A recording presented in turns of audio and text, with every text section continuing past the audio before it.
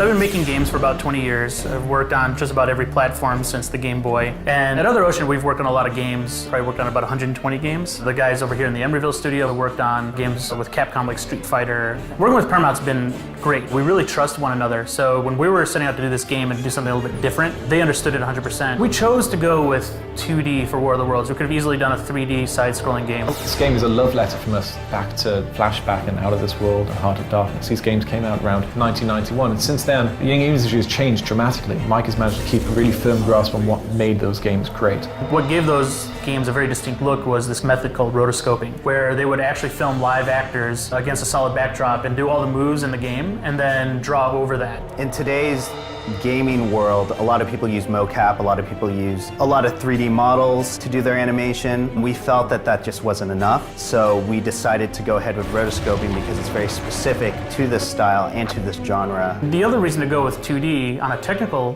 note is that we can throw a lot at the screen. Like the 360 and the PS3 particularly are built to just, the processing itself can throw so many 2D objects at the screen that something you never would have seen before on, say, a Genesis or an old PC. We're using a parallaxing, which is an old school term to describe depth in a game, to like background elements move slower than foreground elements. Every single piece in the game needs to be placed very specifically. It needs to be given a sort value and a parallax value.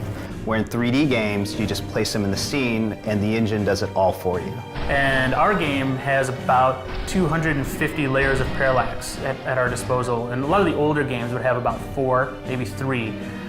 This gives us the illusion of 3D without being 3D. If we were working in 3D, the engine would take care of everything. In this game, the artist needs to take care of everything. We have moments where the screen is filled with hundreds and hundreds of NPCs running down streets, or falling off buildings, or buildings collapsing and debris flying everywhere.